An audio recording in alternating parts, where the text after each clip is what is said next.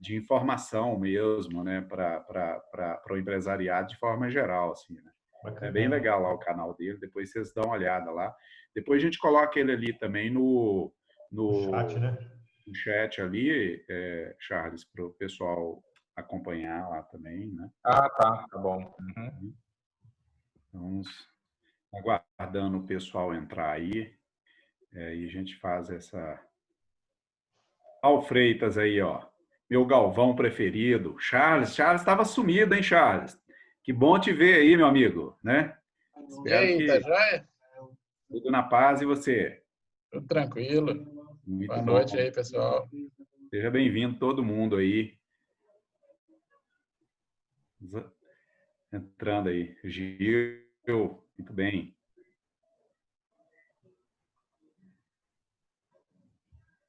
Danielzão aí. Boa tarde, pessoal. Ô, Gil, beleza? Tudo bom, cara? Você sempre bonitão, hein, cara? É o boné que ajuda. Você não abandona esse bonezão aí, né? Tirar o boné, acabou. E o nosso CBRD vai ter esse ano de novo, cara? Tem que ter, cara, nem que seja dezembro. Então, eu tô meio achando que não vai dar, viu? Porque É complicado, né? se não tiver vacina, não tem como, né? Acho que não vai ter como. Eu tô organizando para fazer um online. Aham. Tô conversando com os palestrantes. Acho que vai rolar um online.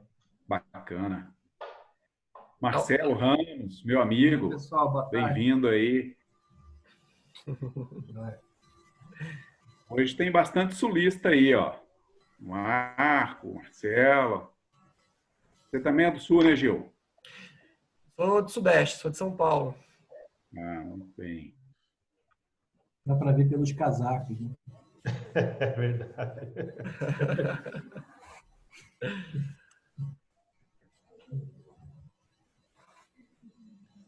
O Renis está na empresa hoje? Oi? Está na empresa? Esse fundo seu aí? Eu botei essa placa aí.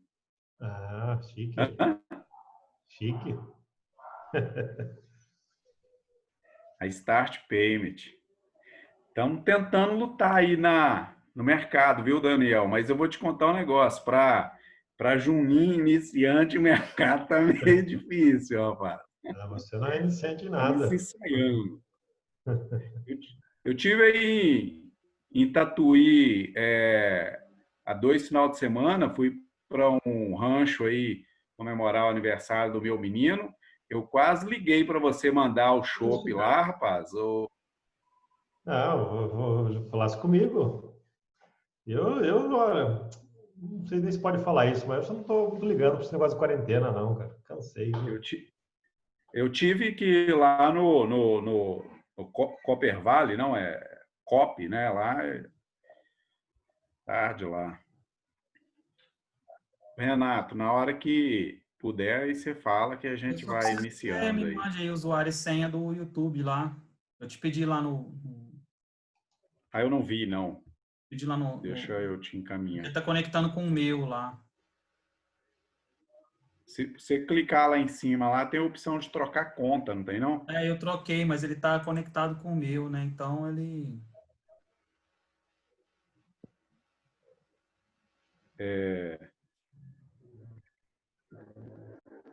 Então eu não me recordo como é que...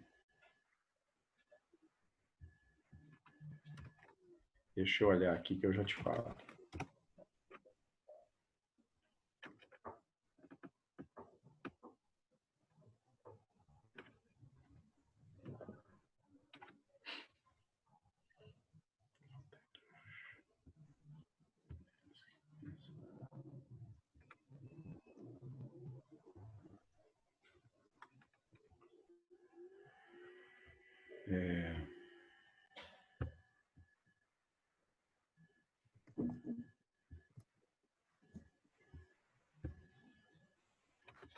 Você quer que... Vamos começar, Renis. Depois eu subo. Tá gravando aqui. Tá normal. Tá bom. Depois eu subo ele, tá? Beleza. A sala tá normal, tá tranquila a sala. Se quiser começar, pode. O O Anderson parece estar com problema de som aí. Está ouvindo, Anderson? Depois você fala ali, por favor, porque para nós está normal aqui o som. A gente se conectar e conectar, talvez possa resolver, né? Bem, pessoal, muito obrigado aí pela presença, né? Nós temos um tema hoje aí muito bacana. Já há algum tempo a gente tem feito aí esses encontros, né? E tem alguns que já estão sempre aí conosco, apoiando e ajudando a gente nessa discussão e batendo esse papo, né? Então, primeiramente, muito obrigado aí a todos pela oportunidade da gente estar junto aí. Hoje nós vamos falar sobre um tema bem interessante, né? Que é o Pronamp, como que está sendo... acredito que muitos, né, já tenham recebido aí talvez a cartinha, talvez tenha até pego já esse crédito, mas tem aí muitas pessoas tendo dificuldade para acessar ele, né? E o Charles é um contabilista que participa de um mesmo grupo que eu, e há um tempo atrás eu vi o trabalho dele. Ele sempre faz um trabalho muito bacana, tem um canal no YouTube onde que está sempre trazendo novidades, e a gente estava precisando aí como software, como empresário, compreender um pouquinho aí da dinâmica, né, do Pronamp. E aí convidei ele aí para a gente poder bater esse papo. Então, Charles, muito obrigado por ter aceitado o convite, né? E aí gostaríamos que você pudesse iniciar aí esse bate-papo conosco. E aí podemos trazendo ali e ir nos trazendo ali no chat alguma dúvida, algum tema ali que depois a gente possa ir perguntando e questionando aqui para o Charles, e assim a gente vai interagindo e trazendo esclarecimento desse tema aí, ok? Bem, o Charles, por gentileza, a palavra está contigo. Obrigado, Renzi. Obrigado pelo convite aí. A gente se falou por um intervalo curto de tempo, mas aí já deu para entender a dinâmica aí do nosso trabalho, enfim, e a necessidade realmente que as pessoas estão passando, né? Os empreendedores hoje no país é uma situação que a gente nunca viveu antes. Então, cada um dentro da sua área de atuação aí está vivendo coisas novas. Isso tem trazido desafios aí constantes. Bom, na nossa área especificamente, que é a área de contabilidade, a gente sofreu aí uma enxurrada de MP aí que foi feita justamente com essas mudanças todas, né? E a gente tentou absorver o máximo aqui, o pessoal, a equipe, para poder transmitir isso para os nossos clientes também. E uma das MPs que agora já é lei é a do Pronamp, né? Dentre outros que surgiram aí no decorrer dessa pandemia, e várias MPs mudando, muita coisa mudando a realidade da vida cotidiana nossa e também a realidade das nossas empresas, e trazendo desafios aí nunca vistos aí. Mas é o que a gente sempre conversa às vezes com clientes, é que os maiores tempos, né, os tempos mais difíceis, os tempos das maiores criações da humanidade são tempos difíceis, não são tempos fáceis, né? Hoje a gente dá um nome mais confortável, que é a zona de conforto. Então hoje todo mundo está fora dela, mas aonde você vê situações sendo criadas, desafios sendo vencidos, enfim.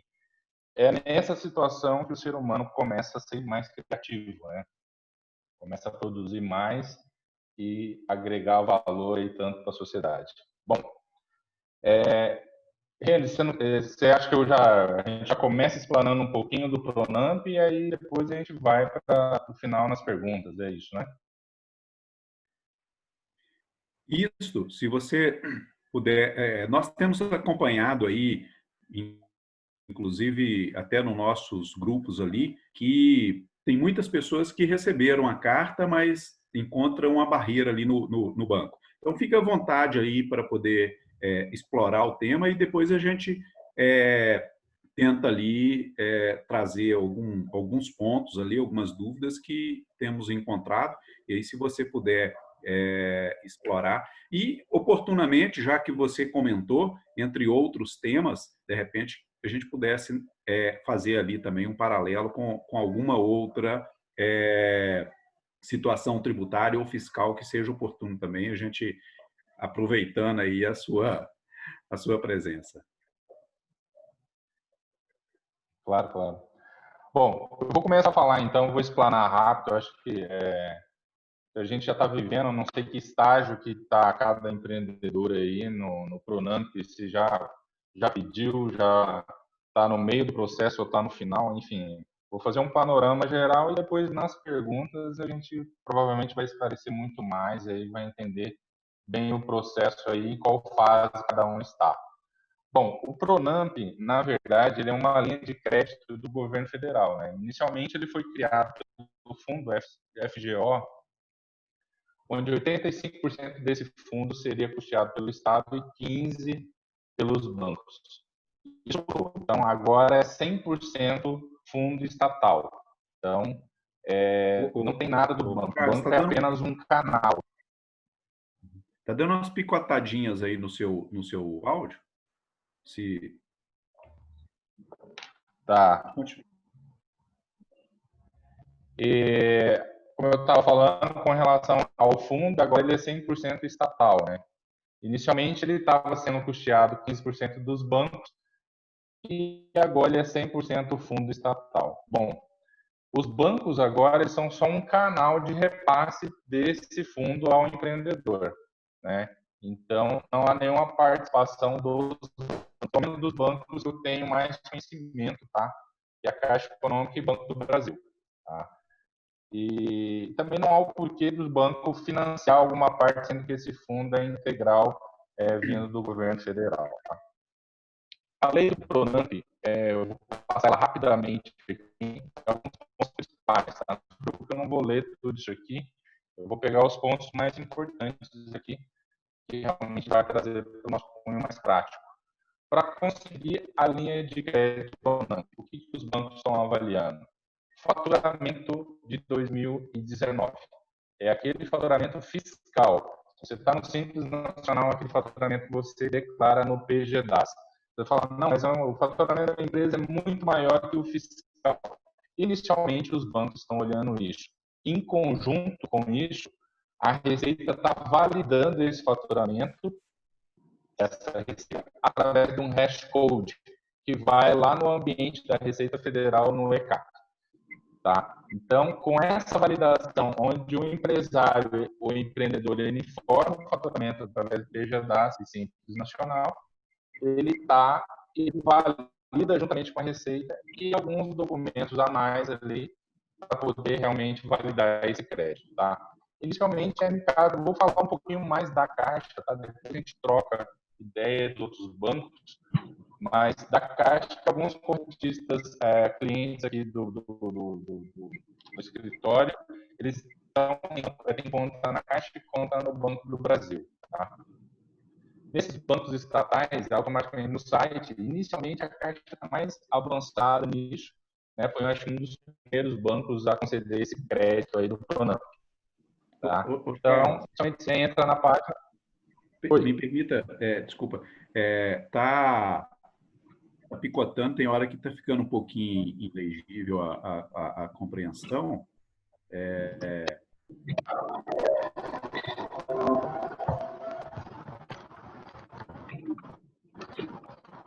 Deixa eu mexer no áudio um pouquinho.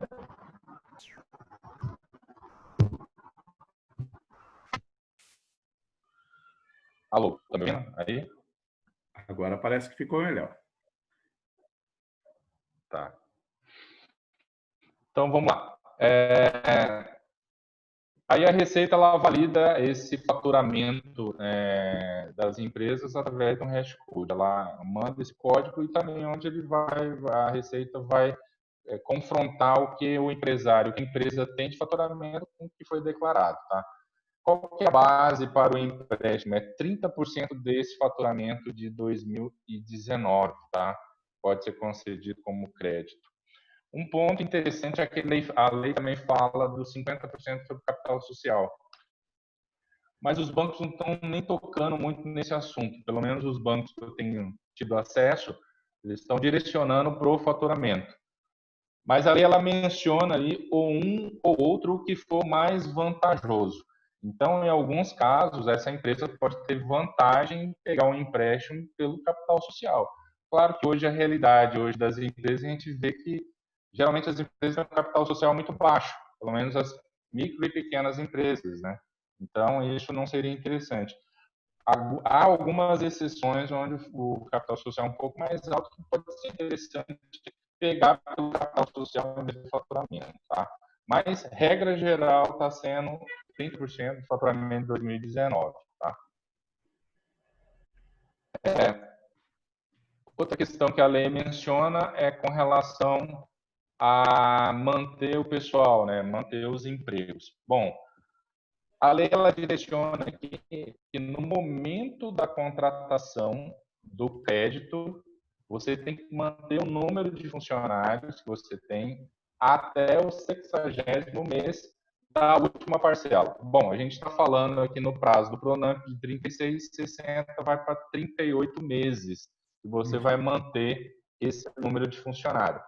Uma dúvida muito comum que às vezes as pessoas me perguntam até no canal, mas eu não posso demitir então, pessoal? Claro, pode fazer a manutenção e ter o ciclo de empresa normal, entre admissões e demissões, só que no final desse prazo você tem que manter esse número de funcionários. Digamos que você tem 10. Vou demitir 2, contrato mais 2 e vou fazendo esse entrada e saída que no final desse 60º mês aí eu tenho mantido essa média de funcionário aí que a lei determina, tá? Agora, como eles vão fiscalizar isso? Aí não sei. É um ponto aí de... Claro que tem meios, tá? Depois a gente pode entrar mais em detalhe, tem como, mas é um pouco mais difícil eles olharem isso aí, tá? Existem algumas vedações que eu vejo pouca gente falando, tá? Mas isso está expresso na lei, que é a vedação ao crédito, se a empresa possuir, tá? Condenação relacionada a trabalho em condições análogas a escravo ou trabalho infantil, tá? Se tiver isso, então não adianta nem tentar o Pronamp, que isso já está vedado, já você não vai conseguir com relação a isso, tá?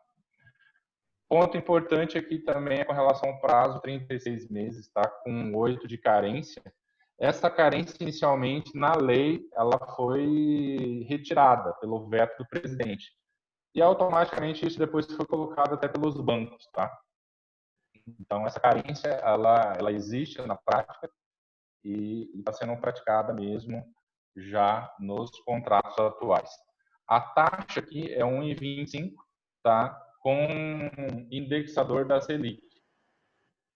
Quando surgiu, na verdade, a lei do Pronamp, a Selic estava em 3%, né? Agora houve uma queda para 2,25%. Então, a gente fala aí numa taxa anual de 3,5% ao ano. Tá? Seguindo um pouco mais aqui. Com relação à garantia, né? É uma dúvida bem comum também. Mas e a garantia? Eu vou ter que dar casa, carro, eu já não tenho nada, estamos na pandemia, está todo mundo lascado, como é que dá garantia? A lei ela tem um parágrafo que trata justamente da garantia, mas isso ficou com o aval dos sócios. Aquele aval onde se assina, onde a empresa é uma pessoa jurídica, tá? E avalizada pelos sócios. Se a empresa não pagar, os sócios vão ser responsáveis por essa dívida. Então, não se fala em garantia de bens imóveis, nada disso. Até a lei fala de 100% do valor em garantia ou até 150% aí, podendo alcançar 150% do valor contratado e mais acréscimo. Enfim. Isso é o aval dos sócios agora. Vamos seguindo mais um pouco aqui. Tá? É isso aí. Tá? Acho que uns pontos importantes aí com relação à lei é isso. Para não ficar muito também cansativo, ficar lendo lei aqui, eu acho que não vai ser tão produtivo. Ô Charles, uma pergunta para você. Esse dinheiro, acho que no Brasil nunca teve uma oferta de dinheiro tão barata, tão boa, vamos dizer assim, né? Então todo mundo que conseguir pegar, vai pegar, vai usar esse dinheiro. Mas o empresário ele pode usar esse dinheiro para quitar um outro financiamento que ele tenha, por exemplo, ele comprou um imóvel e ele pode, de repente, ele está pagando 2% ao mês, né, naquele financiamento. Ele pode usar esse dinheiro do programa para quitar esse financiamento, por exemplo? Tem algum bloqueio aí da onde vai ser aplicado esse dinheiro? Ô, Daniel, a lei não menciona nada com relação, ela só fala para manutenção do capital de giro e pagamento de folha de salário, né? Então, ela não faz assim uma vedação expressa, mas seria para manutenção. Isso é um entendimento meu da legislação, seria para manutenção da empresa. Então, tudo que você usar para capital de giro, folha de salário, para manutenção da empresa, eu acredito que não teria nenhum problema com relação a isso. E até a troca de dívida que você falou também seria possível dentro da manutenção da empresa, tá? Compra de veículo é considerado investimento? Na pessoa jurídica, Sim, sim. Usar o Pronamp para comprar, por exemplo, carro para empresa, para vendedor, para executivo, coisas desse tipo. não tem nenhuma vedação quanto a isso, mas assim, vou te dar um exemplo. Você é o Sim. xará aí, né, Charles? É. Então, vou ver se eu consigo te dar um exemplo que você entenda bem. Digamos que você é uma locadora de veículo, por exemplo, Sim. que é a tua atividade, sim, obviamente você vai ter o teu produto, trocar de carro e tal. Agora, se você tem um segmento de atividade onde não está muito correlacionado com a atividade fim,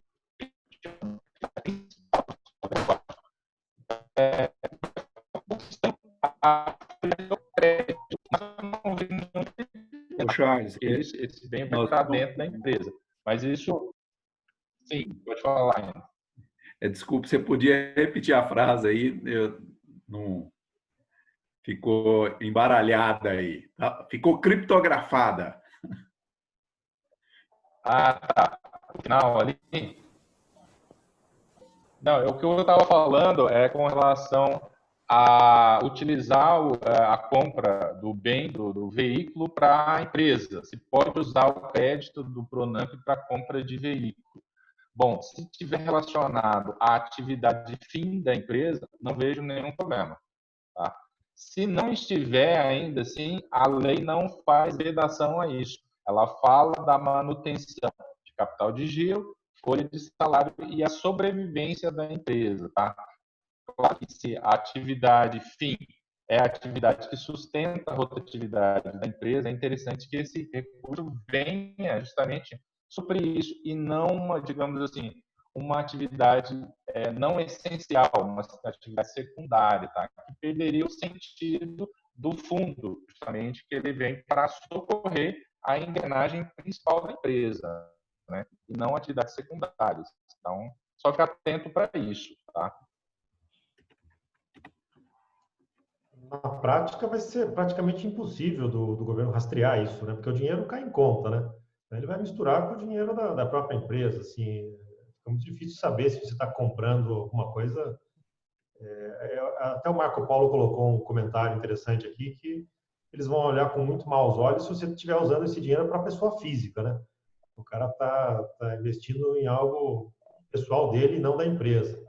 Aí sim, acho que geraria muita atenção do governo.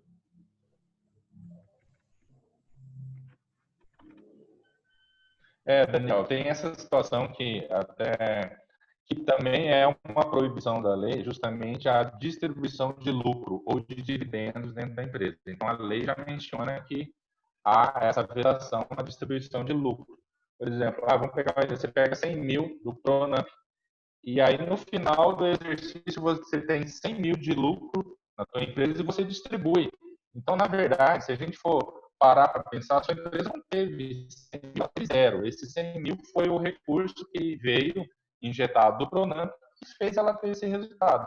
Claro que esse é um exemplo bem simplório, porque isso você pode girar o teu negócio, o teu estoque, enfim, a tua produção e comprovar para a Receita que, na verdade, aquele lucro distribuído não seria 100 mil.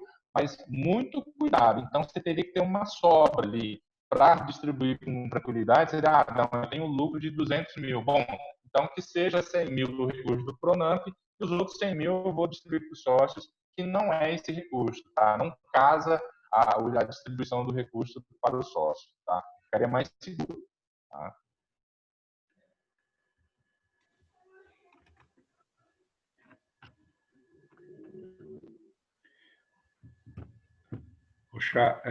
O Charles, hoje tem algumas empresas, né, que nós visualizamos isso aqui, que estão com dificuldade estão encontrando respostas que estão dificultando o acesso ao crédito, né? Então, na sua experiência, isso está, por exemplo, a pessoa recebeu a carta, se ela recebeu a carta, a gente compreende que ela tem direito, né? Se ela recebeu ali aquele comunicado, a gente compreende que ela tem direito. E aí, quando ela vai procurar acessar esse crédito, ela tem esse distanciamento. Qual é a defesa que essa pessoa tem para poder quebrar essa barreira? Se tem algum lugar que ela possa reclamar, falar, olha, o crédito está liberado para mim, mas o Itaú não quer liberar, né? Tem algo assim, sabe, que mais palpável? Primeiramente, a empresa ela tem que cumprir e se enquadrar nos requisitos aí do Pronamp, né? Então, se ela tem esse enquadramento e ela tem faturamento, tá, em 2019, cumpre todos os requisitos na lei ali certinho, ela pode perguntar por que o banco deu essa negativa, tá? Banco, eu sempre falo, o banco ele faz papel de banco sempre, né? Então, quando foi solicitado esses empréstimos, vou pegar o exemplo da Caixa.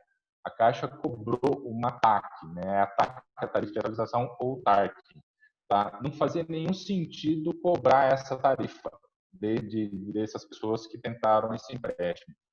E também foram propostos, pelo menos a informação que chegou até a gente, produtos do banco. Então, o banco continuou fazendo papel de banco. Então, você não é obrigado a aceitar nenhum produto e nem pagar nenhuma taxa.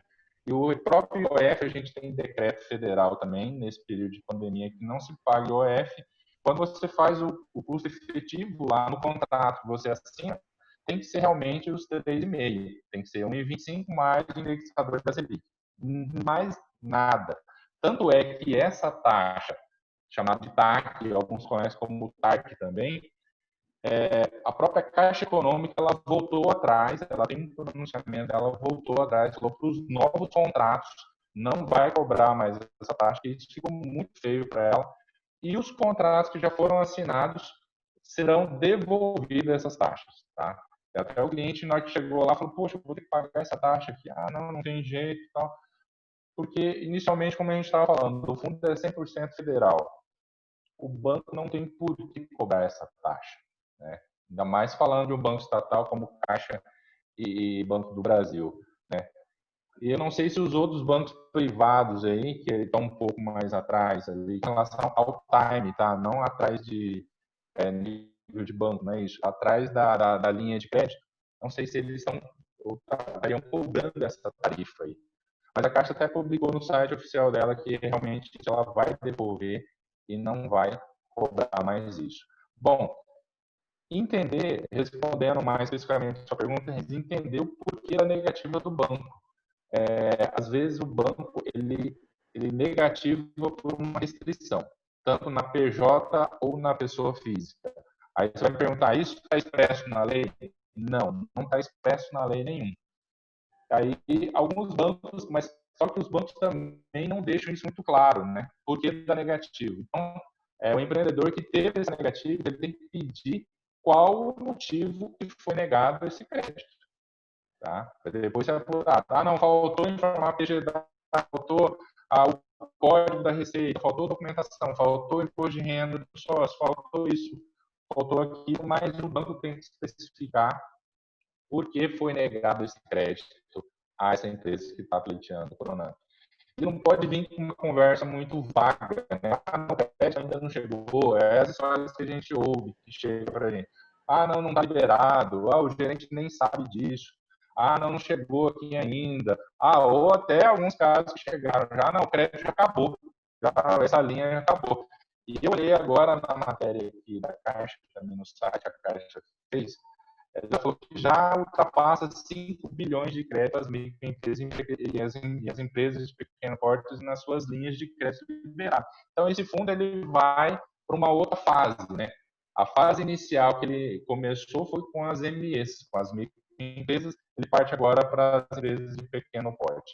Bom, deve estar perguntando, mas e o MEI? Cadê o MEI nessa história? Porque, na verdade, seria o MEI, microempresa e empresa de pequeno porte. Os bancos, como sempre, tá? Essa é a experiência que a gente tem aqui de quem é MEI. Os MEIs são esquecidos pelos bancos, tá? Então, em nenhum momento aqui eu vi nenhum banco que tenha fornecido essa linha de crédito para o Pronamp para MEI. Pelo menos não tenho conhecimento. Se alguém tiver, por favor, até compartilhe aí, porque isso vai ser um achado, né, dentro do que a gente está vendo para essa linha de crédito do Pronamp. Charles, uma dúvida. Siga lá, Roberto. Vamos lá. Eu não sou correntista nem do Banco do Brasil, nem da Caixa, né? A gente tem uma empresa, só tem Santander e Bradesco. Assim que saiu, no outro dia chegou a carta para a gente e a gente tem tentado via meios digitais, tanto Caixa Econômica quanto o Banco do Brasil, e sempre dizendo que não tem liberação de crédito para esse CNPJ ainda. Eu tenho pensado em ir nos bancos públicos, né? Mas o primeiro banco público que eu liguei, disseram que tinha abrir conta, pererei parará. Surgiu o boato que os bancos privados começariam a liberar isso na segunda quinzena do mês de julho. Aí eu estava meio que esperando para ver o que ia acontecer, pela minha relação que eu tenho com o Bradesco já há 20 anos. Mas, por experiência, hoje, o que é que já está saindo? Só nos bancos públicos, banco privado já estão fazendo. O ideal realmente é eu tentar abrir uma conta no Banco do Nordeste, que eu sou aqui de Fortaleza, né? Ou já ir direto nos bancos privados que já têm uma relação. Na verdade, eu estou buscando mais por experiência sua. É melhor eu tentar abrir conta logo na Caixa, no Banco do Brasil, e tentar isso lá, ou procurar relação com meus bancos. Porque os bancos privados, eles são sempre um pouco mais complicados com relação à linha de crédito. Mesmo eu que já sou correntista do Bradesco há 20 anos, os caras, todas as vezes que vão liberar crédito para a gente, como é empresa de serviço, a maioria aqui é software, a gente não tem patrimônio. Às vezes a gente tem uma sede, um bocado de computador, e o patrimônio da gente é contrato, software, e o que está dentro da cabeça da gente. Então, bancos...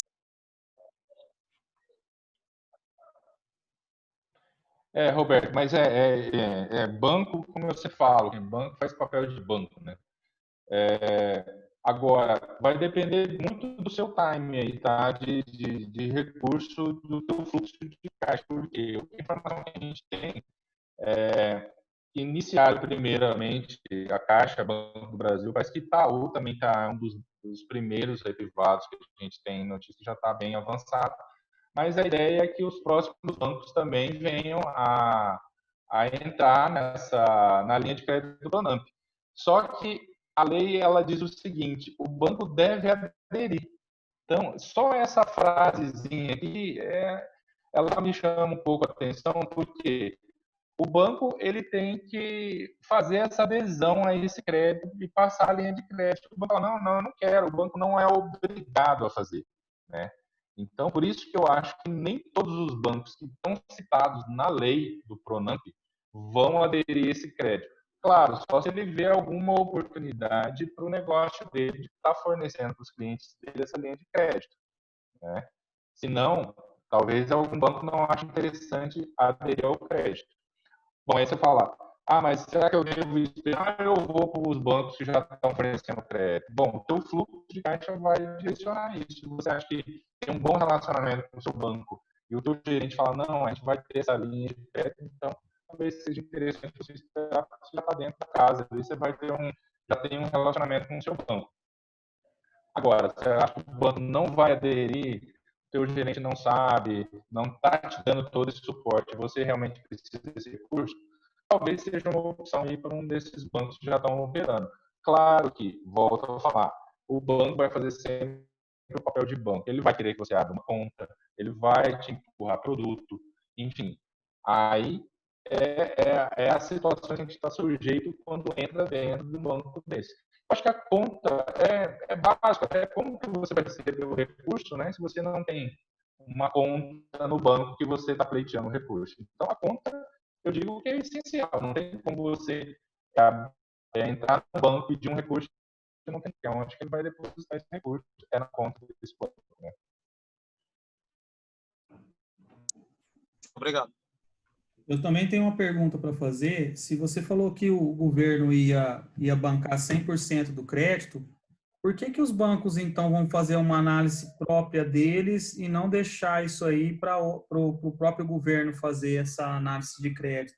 Por que eles estão limitando o crédito pré-aprovado, igual o Itaú hoje? Eu consegui o crédito no Itaú hoje cedo. E aí ele já deu quanto eu tinha aprovado. Foi menor que o valor que dos 30% que eu faturei ano passado. Então, eu recebi lá na caixa postal lá que eu poderia estar pegando 200 e poucos mil, mas o Itaú me deu 100, não me deu nem metade do valor aí. Né? Então, eu acho assim, já que o governo está bancando tudo isso, por que ele deixou a cargo dos bancos fazer essa análise de crédito, já que o banco não está tendo nenhum risco?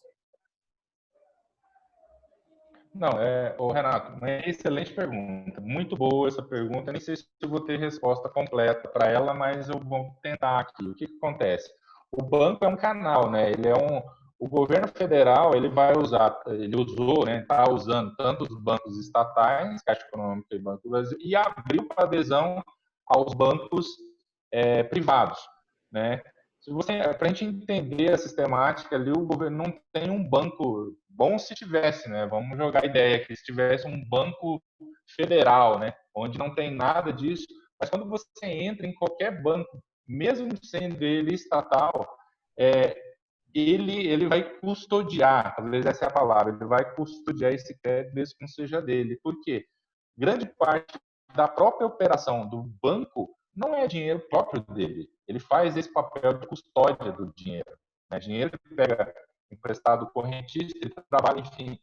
O banco, geralmente, ele não possui, não é dele próprio todo o dinheiro que ele tem lá na carteira que ele presta conta ao Banco Central. Então, ele faz a custódia disso. E quando o governo federal libera um recurso desse, também transfere a custódia para ele. E ele vai ser o cara que vai analisar esse crédito, ele vai custodiar e vai ver para quem vai liberar. Tá? Infelizmente é isso. Eu entendi muito sua pergunta, está muito boa. Era bom que não tivesse, porque se é 100%, é para todo mundo. Eu não quero saber nada. Olha, aqui, beleza, está aqui o dinheiro. Pronto. Mas, infelizmente, não é assim na prática. E eles estão realmente analisando e estão selecionando para quem eles vão emprestar. Ou seja, vão emprestar para aquele cara que tem um histórico de bom pagador. Por isso que eu volto na pergunta anterior que foi feita. Vou ficar no meu banco. O banco que você tem um relacionamento, é muito mais fácil você aprovar o crédito. Se você vai num banco novo, o cara não conhece muito a tua vida. E se ele acha alguma coisa estranha, porque o banco ele tem dentro, internamente ali, ele tem um comitê de avaliação de liberação de crédito. Se ele acha um pouco estranha ou entra numa possibilidade de não receber esse crédito, mesmo sendo do governo federal, ele vai realmente negar esse recurso. Então, ele vai fazer esse papel da custódia, tá? Mas ele vai emprestar para clientes com possibilidade de pagamento, tá? Ou indícios, ou históricos de relacionamento de pagamento. Tá? Mas, Esse é um Charles, primeiro. na lei, diz alguma coisa que o banco é corresponsável? Tipo, porque se ele está negando é porque ele está com medo de depois ser responsabilizado. Seria alguma coisa assim? Inicialmente ele tinha um percentual, que agora não tem mais. Tá? Ele tinha aquele percentual lá de 15%, né, que a lei menciona ali. Hoje é 100% de recurso federal. Não teria risco, ele não teria risco, né, de recurso do banco. Eu queria complementar. Boa noite aí, pessoal. Boa noite ao Charles aí, o pessoal que está na reunião. Eu queria complementar um pouquinho a pergunta, respondendo o Renato e o Robério. Também o seguinte, quando você vê sobre o nosso sistema financeiro nacional, o que acontece? O banco, como operador de uma linha de crédito, o que acontece? O governo disponibiliza, digamos assim, um teto, né? Igual o Charles explicou, ó, tem 30 bilhões, beleza, vou distribuir para as instituições poderem operar. Na legislação falou, ó, o banco que quiser se qualifica a operar aquela linha de crédito. A partir do momento que o banco se candidata a operar com uma linha de crédito, ou seja, se tem um percentual de coparticipação ou não tem, ele dentro do sistema financeiro nacional, ele tem a questão do seguro das operações, do Banco Central, da relação de crédito. Então, ele não pode simplesmente assim, o dinheiro é do governo, faz uma fila e vem pegar aqui até acabar. Se ele faz isso, ele está fora do sistema financeiro nacional, porque tem uma série de instruções normativas no CEFIN que rege o procedimento da instituição bancária. Então, a diferença é que como o dinheiro não é, vamos falar assim, não é patrimônio do banco para ele gerar lucro em cima dele, ele não pode oferecer algumas operações com esse dinheiro, mas para ele operar com esse dinheiro, ele segue um rol de procedimentos que é Banco Central, Sistema Financeiro Nacional e a securitização, né, das operações bancárias. Então, o banco ele não é simplesmente, que nem o caso do Renato, pela lei ele teria 200 mil, mas o banco adotou critérios que o Sistema Financeiro Nacional coloca para o banco adotar, e o banco, para esse cara aqui, vamos liberar até 50. Então, tem a questão, sim, de relacionamento, que o Charles colocou muito bem. É muito mais fácil quando você tem um relacionamento com o teu banco, mas o banco não pode abrir uma fila, já que tem 30 bilhões e eu opero 1 bilhão, eu vou abrir 100 para 1 milhão. Quando chegar em 1 milhão, acabou. E não vou analisar crédito, não vou analisar nada. O Sistema Financeiro Nacional não permite o banco operar desse jeito, entendeu? Mais ou menos nessa linha. Vou até fazer um comentário em cima do que você falou, Marco. E hoje, na conversa com o gerente de manhã, quando ele me ligou, eu perguntei para ele, porque eu já tinha o valor na minha cabeça, né? Eu já tinha recebido a carta e eu já sabia do valor. E aí eu questionei ele falou, Renato, o que a gente está fazendo, o Itaú, no caso, né? Foi o primeiro dos bancos particulares a liberar a grana. E até no decorrer do dia, ninguém mais pegou, porque teve um problema no aplicativo, e ninguém conseguiu mais pegar. Eles vão liberar, falaram que iam liberar até agora às 8 horas, depois agora acho que vai passar para amanhã. Mas o que ele falou foi o seguinte, a gente não vai analisar nem só a sua posição dentro do banco, a gente vai analisar também a posição do que você tem contratado no mercado. Então, os caras vão passar lá um Serasa Score lá, vai pegar como é que está o seu score, como é que está a sua capacidade de pagamento, os seus empréstimos, pegar tudo, como é que está a vida dos sócios e fazer ali, como se ele estivesse emprestando o dinheiro dele, foi o que você falou mesmo. Ele não é dele o dinheiro, mas ele colocou... O gerente me falou, cara, é a mesma sistemática se a gente tivesse te dando um empréstimo hoje nosso, com dinheiro nosso aqui. Só que é o dinheiro do governo. É que a gente tem a falsa sensação que esse dinheiro é dado, né, cara? É nosso, né? Então, o dinheiro sendo nosso, a gente acha que ele devia vir com outras características aí, mas não é isso, né? Ele também não vai emprestar dinheiro para o cara não pagar, para o cara pegar o dinheiro e sumir, para o cara fazer coisas que não devem fazer também. Eu acho que eles têm essa sensibilidade aí também para não estragar o negócio, né? Acho que eles têm uma limitação também, né? Se o montante já superar o tal que eles querem emprestar, eles vão ratear, né? Eu ouvi, Marcelo, que o gerente do banco do Itaú falou para mim hoje, cara, que esse dinheiro que eles estão liberando para todos os bancos não daria nem para os clientes do Itaú. Então Renato, o Itaú já está liberando? Liberou hoje cedo, mas só quem...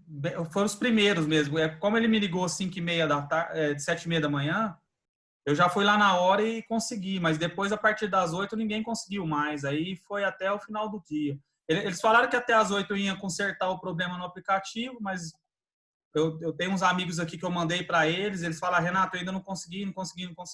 Lá no grupo também, né, Daniel? A gente estava conversando. Eu tentei o dia todo, mas... Aí no final do dia, o gerente mandou um e-mail para todo mundo, os gerentes do Itaú, pedindo desculpa e falou que até amanhã cedo estaria resolvido. Entendi. Tá. Charles, aproveitando a questão do valor liberado aí, dessa questão dessa restrição, eu notei uma coisa no meu, eu não tentei ainda, mas eu notei o seguinte, a carta que eu recebi, eu sou lucro presumido, e eu recebi a carta com o hash code e tudo, mas só tem os dados do faturamento de 2018 e 19, porque 19 e 20 eles pegam no lucro presumido pela escrituração da ECF, que vence só no final do mês. Eu acredito que a maioria das empresas ainda está transmitindo essa informação. E aí, como que fica esse cálculo? Excelente pergunta, viu, Charles? Porque, inclusive, a ECD e ECF, onde vai a informação do lucro presumido, elas foram prorrogadas, tá? Inclusive, elas foram prorrogadas para entrega agora no final de julho. Tanto a ECD quanto a ECF, onde vai a informação do faturamento de 2019. Bom, como a Receita, via de regra, que a gente viu, ele está mandando a cartinha para as empresas do Simples Nacional, que é a informação que ele pega direto no PG Dados, onde a empresa já informa direto ao próprio ambiente do Simples Nacional. Então, essa informação para ele está praticamente mais online, né? A cada emissão de pagamento do Simples Nacional, a empresa vai lá e informa o seu faturamento já para emitir. Então, essa base ele tem. Agora, a base para as empresas do lucro presumido, lucro real, é a base informada do ano calendário da obrigação, como você mesmo falou, esse ICF. Bom, você pode informar ao banco que realmente teve esse faturamento, comprovar isso através da sua apuração fiscal e pedir para o seu contador, talvez, assinar isso e pedir para o banco avaliar, dizendo que a obrigação acessória ainda vai chegar ainda na Receita e até ele emitir isso. Então, vai ter tempo hábil aí para ter esse financiamento do Pronamp avaliado com a informação na cartinha. Então, esse tempo vai demorar demais. Então, eu recomendo que você faça esse outro meio de comprovar o seu faturamento aí restante. Eu não sei se eu entendi bem, mas uma parte você colocava no Simples e a outra parte você passou para o presumido, é isso? Não, eu sou lucro presumido. Só que eu recebi o documento lá do ECAC, aí vem falando, o faturamento 2018 tem o valor, 2019 tem um tracinho, está em branco, porque parece que eles não têm ECF ainda, né? Perfeito. É porque não foi informado ainda. Não foi informado. Agora, e o que acontece é o seguinte, a minha preocupação é que o meu faturamento de 2019 foi praticamente 100% maior. É o dobro praticamente então, do 2018. Isso eu ia te falar, se o seu faturamento de 2019 é mais interessante de 2018, acho que cabe você comprovar de alguma forma aí uma declaração assinada por você e pelo contador com base nas suas apurações de nota fiscal emitida, que realmente você teve um faturamento maior que em 2018. Aí o banco vai falar, não, eu preciso que essa informação venha da Receita. Olha, a obrigação acessória não está nem no prazo final de entrega ainda. Essa informação não vai chegar agora. Não tem como chegar agora. Então, solicitar a avaliação de 2019 é interessante, mas, frisando, o banco é que vai avaliar toda essa questão de custódia e liberação do dinheiro também. Tá? Entendi. Outra particularidade... Não pode falar. Eu queria voltar só na pergunta do Renato, complementar aqui, que eu acabei achando na lei com relação às competências do Banco Central. Ele fala aqui um trechinho rápido, ó. Compete ao Banco Central do Brasil fiscalizar o cumprimento pelas instituições participantes do programa das condições estabelecidas para a operação do programa. Ou seja, tem uma via de regras a serem cumpridas, então o banco realmente vai prestar conta para o Banco Central, mesmo sendo fundo 100% estatal. Ou seja, não vai mudar nada com relação à liberação de crédito sendo 100% público. Pode falar, Charles. Então, o que eu ia complementar perguntando é sobre a questão dos 50% do capital social. Essa opção seria para todo mundo ou só as empresas com menos de 1 ano? Para o cálculo ser feito, ao invés de ser 30% do faturamento do último exercício, de ser feito 50% do valor do capital social.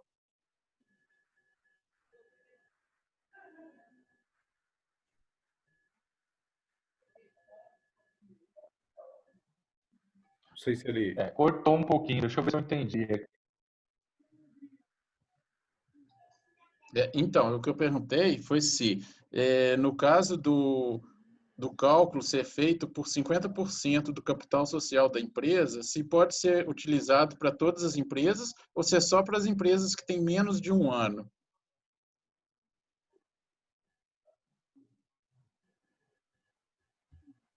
Ali ela fala o que for mais vantajoso. Então, eu entendo que pode ser para todas as empresas, não só para as empresas com menos de 1 ano. Entendi. Só que, como eu falei no início, o banco está direcionando já direto para o faturamento, tá? Então, cabe você, junto com o seu contador, lá e ver qual que realmente é o mais vantajoso e tentar realmente pegar a vantagem disso. As empresas com menos de 1 ano, porque não tem faturamento, né, de 2019. Então, estão direcionando aí para o 50% capital social. Bacana. Tem mais alguma pergunta aí, pessoal? Tem uma pergunta não sei se o Charles seria responder, mas assim, a gente entende, ficou bem clara aí não a dificuldade do banco, mas assim o critério que ele tem para fornecer o empréstimo para as empresas. Mas a gente entende que o banco vai nos atender muito melhor se ele ganha alguma coisa, né? O banco está ganhando alguma coisa nessas operações de Pronamp? O que eu vejo como vantagem é que ele vai reter o cliente ali por 4 anos, bem dizer, pagando as taxas e sendo correntista dele. Mas ele, fora isso, ele tem algum outro ganho de taxa, TAC? Você já falou que não era possível cobrar TAC, né? É vantagem para o banco participar do Pronamp? Ô Daniel, isso vai depender muito da estratégia de cada banco, né? Se ele tem uma estratégia de estar retendo os clientes ou até na captação de novos clientes com abertura de conta, basicamente é esse o ganho dele, tá? Porque a gente já viu que ele não tem OF, que é reclamamento de imposto, mas ele não tem participação. A TARC ou a TAC é onde ele tem participação e você vê que ele também força ao correntista a adquirir produtos, seja seguro, previdência, cobrança, enfim, todos os produtos que o banco tem, ele oferece para aquele contribuinte ali, mas não há nenhuma obrigação, né? Tá? Então, o ganho dele vai ser nessa retenção e na venda dos produtos de banco mesmo, que a gente já conhece. Tá? Eu diria, uma situação complementando bem o que o interessante. Charles falou, eu diria que assim é aquele produto que praticamente não tem margem, mas que atrai movimento para dentro da loja para você poder emplacar outras coisas, né? Então, o banco analisa o perfil, mas eu queria reforçar uma questão que é muito pertinente ao nosso segmento, tecnologia, software house principalmente. Assim, o Renato começou com uma frase que faz muito sentido, né? Um dinheiro muito barato. Ou foi o Daniel que comentou no começo? Um dinheiro muito barato, realmente. Agora, eu gosto de chamar a atenção para a questão do consumo consciente. Ou seja, veja só, se a gente não tivesse numa pandemia e tivesse acesso a um recurso barato, não há o que se pensar, né? Eu tenho meu fluxo de receita normal acontecendo, tenho uma oportunidade de dinheiro de terceiro, recurso de terceiro, a um juros irrisório, e que isso me viabiliza muita coisa. Só que a gente está num cenário atípico de queda e escassez de consumo, né? Para alguns segmentos, para a maioria dos segmentos. Então, às vezes, eu tenho acesso a uma linha de crédito que é barato, mas não deixa de ser um empréstimo que gera uma obrigação. E eu, de repente, eu estou com um software num segmento que eu estou olhando para o rombo que eu tive. 40% dos meus clientes fecharam as portas, não estão me pagando. Opa, eu não tenho receita.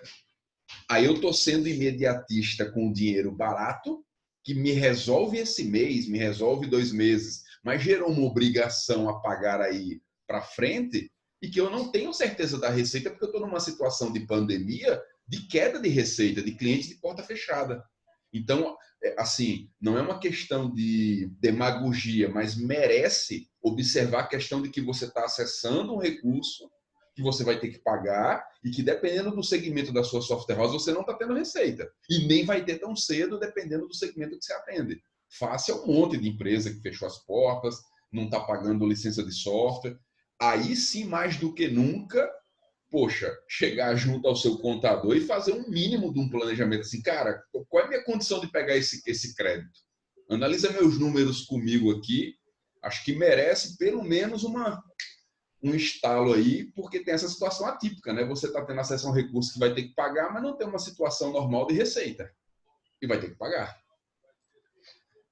É isso mesmo, Marco. Uma outra situação aí até, ó, interessante. O que a gente acha? Pô, a gente nunca viu taxa tão baixa quanto essa. E a tendência da Selic é reduzir mais. A próxima reunião do Copom provavelmente tem uma possibilidade de queda aí de mais 0,25.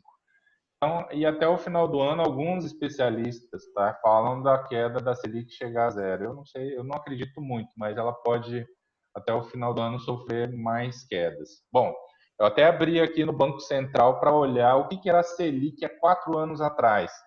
Estava batendo lá 14,25. Tá? A gente tem que olhar que esse empréstimo aí do Pronamp ele é de 36 meses, com a carência de 8, o primeiro pagamento ele vai cair lá em março de 21. Até lá, se Deus quiser, espero que sim, até lá as coisas estão muito bem diferentes, então agora estão muito melhor. É onde as empresas vão começar a pagar a primeira parcela, março 21.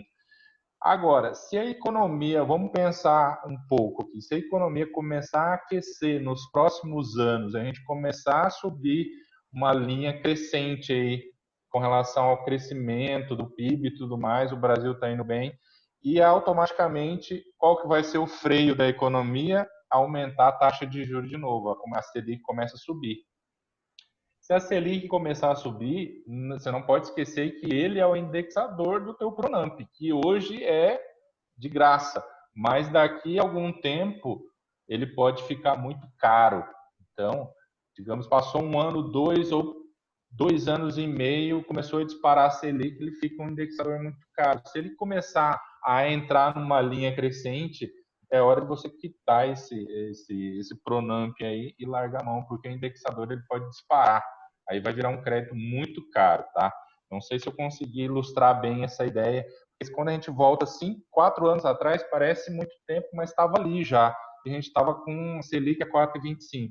Se a gente joga um pouquinho mais de tempo para frente, muita coisa pode acontecer também, tá? Então a gente tem que ficar atento que, na verdade, é uma linha de crédito com um prazo aí médio aí, né, de 36 meses, mas como tudo está acontecendo muito rápido, ficar atento aí com relação a esse indexador da Selic, tá?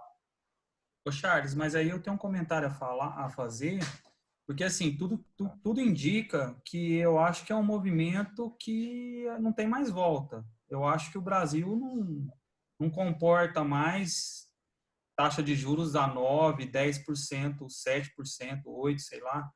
Não comporta mais. Eu acho que já é uma coisa que eu, por exemplo, tenho 45 anos, é a primeira vez que eu vejo isso na vida. E eu acho que o Brasil, muito do Brasil está na situação que ele está hoje foi por conta disso. Quem ganhou dinheiro aqui com overnight, igual eu ganhei, que ficava sentado lá esperando, passou por desabastecimento, a gente comprava freezer para comprar carne e guardar a carne porque a carne aumentava de um dia para o outro, entendeu? Então, assim, tinha muita gente que estava ganhando dinheiro e quem estava pagando é a gente, que é a classe produtiva. Então, o cara punha lá o dinheiro dele no banco, sentava, ganhava 13% ao mês e não fazia nada, não corria risco zero. Eu acho que o Brasil não tem mais como fazer isso. Então, eu acho que a gente pensar numa Selic mais alta, eu acho que é meio complicado, cara. É só se a gente fosse andar para trás e muito para trás. porque eu acho que a gente não tem mais como pagar essa conta, cara. A gente chegou no fundo do poço, no limite, de todo mundo tá pagando cheque especial a 13% ao mês. E aí eu não estou nem falando de 4%, 5% ao ano, não. Estou falando de 300 e lá vai pedrada ao mês, né? Rotativo de cartão, cheque especial. Então, eu acho que é uma situação da Selic, eu acho que é algo que veio para mudar. Tanto é que, assim, perdeu o sentido renda fixa, perdeu o sentido outros tipos de investimento, porque eu acho que o governo, a mensagem do governo foi que a gente, cara, vamos para a produção. Ah, você quer ganhar dinheiro fácil? Então arrisque. Vá para a renda variável, sabe? Ou vai emprestar dinheiro, ou vai fazer o que você quiser, mas dinheiro fácil ganhando e só uma classe do Brasil ganhando e o resto tudo trabalhando para pagar, eu acho que não tem mais como a gente aceitar algo desse tipo, sabe? Eu também ganhei dinheiro com essas coisas, aplicação, essas coisas, mas não tem mais jeito, cara. Eu prefiro ganhar produzindo, né? Faz 2 anos, 3 anos que eu estou investindo em produção. Eu sei o quanto é difícil, né? Era muito mais fácil a gente sentar ali e ficar com dinheiro no banco, mas isso não tem mais jeito, cara. O Brasil precisa avançar, né? E eu acho que essa conta aí de taxa alta, quem pagava era sempre a gente, né? Então era enganosa, né? Era uma coisa assim que era superficial demais, né? Ô, Renato, eu concordo com você. E até porque, na verdade, essa renda passiva com a Selic lá, na estratosférica lá, o cara não via vantagem. Vamos supor, eu abro um negócio, qual que é o retorno do meu negócio? 5, 3, 4, 5. Puxa, achou um negócio de 10%, não, nem existia. Aí eu falei, melhor eu deixar o dinheiro aplicado, era a renda passiva. Hoje não, você fala, cara, eu tenho que aplicar isso no negócio. Esse dinheiro parado, seja na renda fixa, tesouro direto está morto, enfim, e para a renda variável, ou você vai para a renda variável ou abre um negócio. Então, é esse estímulo que está acontecendo. Eu concordo contigo. Acho difícil voltar. Eu só fiz uma analogia porque, do jeito que foi, pode voltar, mas eu acredito que isso é mais difícil acontecer. Talvez a Selic pode dar um pulinho para frente ali, mas dificilmente ela vai chegar nos patamares do passado. Tá? Até justamente porque, a economia realmente vai aumentar. Até porque, Charles, o governo agora vai estar sem dinheiro, né? Mais do que nunca o governo vai estar sem dinheiro. Então, como é que ele tira o dinheiro do cara que está com dinheiro guardado no banco lá? É o cara indo para a produção. Se ele aumenta a Selic, o cara não vai querer tirar o dinheiro do banco, ele vai deixar lá, cara, ele não vai correr risco nenhum. Entendeu? Ele deixa lá numa renda fixa, faz contrato para 2035, 2045 e tchau. Agora, o governo ficando sem dinheiro, então a gente que tem dinheiro guardado, todo mundo aí, tem gente com muito dinheiro guardado, vai ter que falar, cara, vamos montar negócio, vamos jogar o dinheiro no mercado, vamos investir em certas empresas. Então, eu entendo o que você falou, para a gente tomar cuidado. Eu sei porque meu sogro é do mercado financeiro, cara, e conversando com ele, quando eu falei dessa linha de crédito da 944, que é a mesma taxa, do Pronamp, que é a mesma taxa, ele falou assim, cara, mas você vai pegar dinheiro a isso? A gente está tendo algumas leituras que a Selic vai chegar no final do ano a 1%. Então, não faz sentido você pegar, entendeu? Então, assim, é uma coisa até meio difícil de você compreender, né? A Selic tão baixa e a gente pegando dinheiro emprestado, entendeu? Então, vai ser coisa assim que a gente nunca viu, né? Eu, particularmente, nunca vi isso, cara. Em 40 e tantos anos aí, vai ser a primeira vez. Renato, e até fugindo um pouquinho do assunto Pronamp, mas muito interessante, até o Renzo falou, toca em outros assuntos. Então, esse é um assunto que o próprio Paulo Guedes já falou que quer mudar, que é justamente a distribuição de dividendos. Hoje a gente sabe que se você faz a distribuição de lucro da tua empresa, né, depois de apurar todos os impostos que você recolhe, você pode distribuir 100% isento para a tua declaração de pessoa física. Tá? Qual que é a ideia do Paulo Guedes? Tributar esses dividendos e desonerar mais a empresa, ou seja, a empresa pagar menos imposto. Bom, hoje é um pouco até confuso de a gente entender um pouquinho essa visão, porque automaticamente a empresa vai pagar pouco menos imposto, né? e isso vai aumentar um pouco mais o lucro dela. Automaticamente você distribui um dividendo maior, sendo tributado, que vai equacionar com dividendo que seria, entre aspas, isento. Bom, isso seria o mundo perfeito. A gente sabe que essa conta não fecha muito. Talvez realmente vai onerar a pessoa física, e eu creio nisso. Mas eu fico feliz com relação à redução desse tributo das empresas. Por quê? Hoje, quem gera riqueza no país, não só no nosso, enfim, qualquer país do globo terrestre, são as empresas. Então, às vezes eu falo para os clientes, olha o exemplo dos Estados Unidos, tem gente que não gosta, mas não vai falar. A gente tem que olhar quem está fazendo o dever de casa certinho. Então, eu tive um colega que está morando lá, ele falou, Charles, eu vou separar em uma semana, vou ter que abrir uma filial aqui da minha empresa, cara, vai me enrolar a vida, vou ficar, acho que uma semana vai ser pouco. Ele chegou lá em um dia, só se ele mentiu para mim, aí depois eu tenho que acertar com ele, mas eu estou falando isso para ele. Em um dia, ele falou, eu tirei CNPJ, eu abri a minha empresa, eu fui no banco, já saí com cartão e já estava pronto para operar. Por quê? Tirou a burocracia das empresas, porque elas são geradoras. O Brasil tem que partir para isso também, desonerar tributo das empresas e facilitar a abertura. Hoje a gente sabe, eu muito mais que vocês, abrir uma empresa no Brasil é um tormento. Já foi pior, tá? Melhorou muito, mas ainda dá para melhorar muito mais. Antes você ficava 3, 4 meses para abrir uma empresa, hoje talvez em 15 dias, em uma semana, se tiver tudo redondinho, você consegue. Pô, avançamos bastante. Mas nesse exemplo que eu dei, onde o cara abriu em um dia uma empresinha pequena, seja uma empresa de pequeno porte, uma microempresa lá, isso é onde vai gerar receita para o Estado e vai gerar crescimento, então tem que ser rápido, não pode burocratizar demais, tem que abrir e não pode onerar tanto. Hoje a gente no Brasil, a gente sabe que tem tributação tanto no consumo quanto também na renda, tá? Então isso, o Paulo Guedes também falou de reforma tributária, onde vai mexer nisso e uma série de coisas. É um tema delicado, mas é um tema que precisa ser feito, onde nenhum governo fez ainda e aonde precisa realmente desonerar as empresas. Tem cliente meu que ele fica perdido, ele fala, Charles, me ajuda aqui que eu não consigo entender isso que está acontecendo com a minha empresa. Não consegue entender toda essa burocracia, a questão fiscal, tributária nossa. Nós somos os piores, né? Se não for o pior país do mundo com relação à burocracia tributária.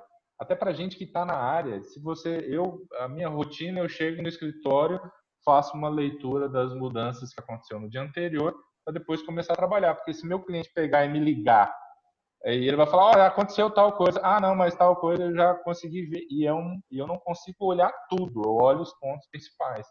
Então, o nosso país precisa avançar muito. Eu acho que precisa desonerar muitas empresas que são geradoras de riqueza.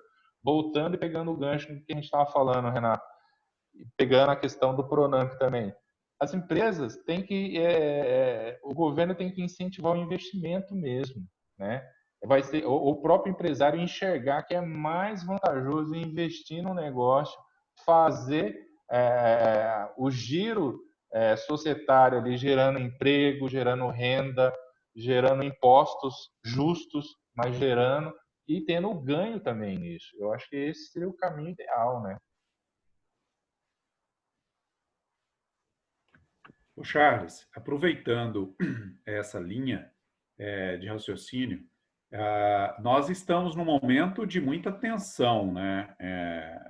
Porque assim está tendo dificuldade de gerar receita, tem alguns incentivos, né, que estão sendo feitos, mas assim, com a tua expertise contábil, que orientação que você daria ou indicaria para que as empresas pudessem pensar e quais seriam, de repente, pontos, né, que pudessem trazer redução de custo quando se olha para situação tributária, quando se olha para obrigação acessória, né?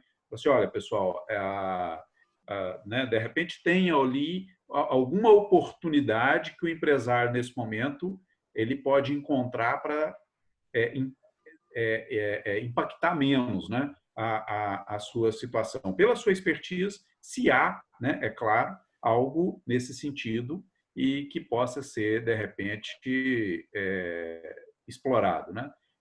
Lembrando que aqui a maioria do pessoal é voltado para a software house, né? Tem ali, mas tem, como empresários, uma série de preocupações consigo e com os seus clientes, né? Porque o empresário de software hoje, ele querendo ou não, e tem um link muito bacana, né? Porque o empresário de software ele está junto com o contador ali, parceiro, assistindo lá a um cliente lá na ponta, por causa de uma série de pontos que sejam de obrigação acessória, que sejam regras de negócio, né? Então, esses dois linkam muito, né? O Marco Polo, que está aqui, ele defende muito essa bandeira, né? Dessa proximidade, dessa união de contabilistas e desenvolvedores. E aí, pensando nessa ideia tributária, fiscal e obrigação acessória, o que você acha que seria interessante olhar num viés de redução de custo ou que possa vir a acontecer isso?